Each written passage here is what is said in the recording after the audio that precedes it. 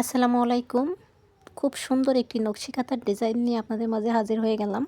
এই কাঁথাটা আমি ছোট বাবুর জন্য তৈরি করেছি। খুব সিম্পল একটি ডিজাইন দিয়েই তৈরি করেছি। আপনাদের সবার খুব পছন্দ হবে আশা করি। আর এই ডিজাইনটা চাইলে যে কেউ করতে পারবেন। এই নকশি কাঁথাটা আমি 2 কালারের তৈরি করেছি। মাঝখানে কালো কালার এবং সাইডে হচ্ছে কুসুম কালার বা হলুদ কালারটা দিয়েছি। আপনারা চাইলে যে কোনো রঙের সাথে ম্যাচিং করেই সুন্দর মতো করতে পারবেন। দেখেন আমি আর্ট করে নিচ্ছি।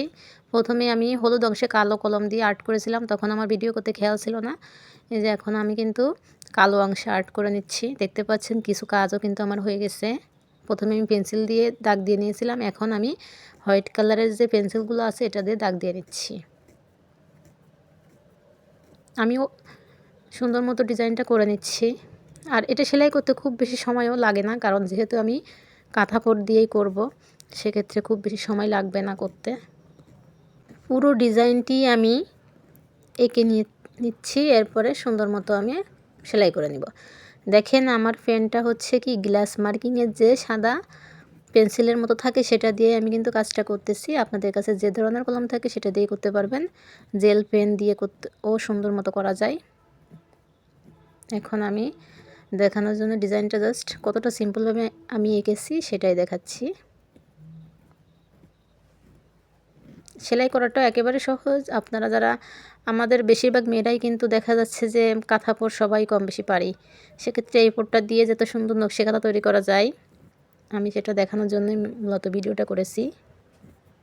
আমি হলুদ অংশে হচ্ছে কালো কালারের সুতা দিয়েছি এবং মাঝখানে যে কালো কালারের কাপড়টা আছে সেখানে আমি হলুদ সুতো দিয়েছি।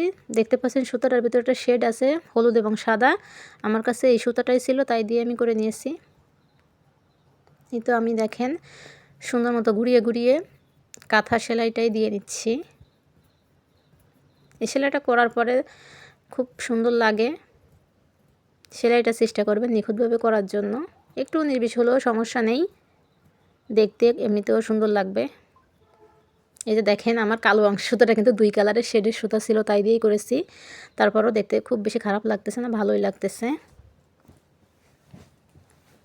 আর এই দেখেন আমি হলুদ অংশে কিন্তু কালো সুতা দিয়ে করে নিয়েছি। এটা আগেই করা হয়ে গেছিলো, তখন আমার ভিডিও মেক করতে মনে ছিল না। এভাবেই আমি আমার সম্পূর্ণ কাঁথার সেলাইটা করে নিয়েছি।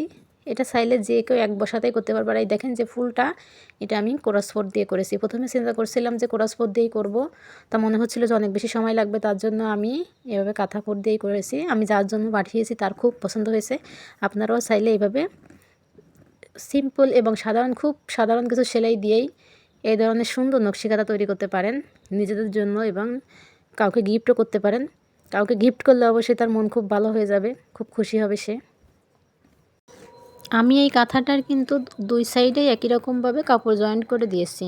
তার জন্য দেখা যাচ্ছে যে সুতায় ব্যবহার করছি 2 সাইডেই সুন্দর লাগতেছিল। যেহেতু কাঁথাপড় 2 সাইডে দেখতে কিন্তু সুন্দর লাগতেছিল। কেমন লাগলো আমার ডিজাইনটি অবশ্যই জানাবেন। ধন্যবাদ সবাইকে।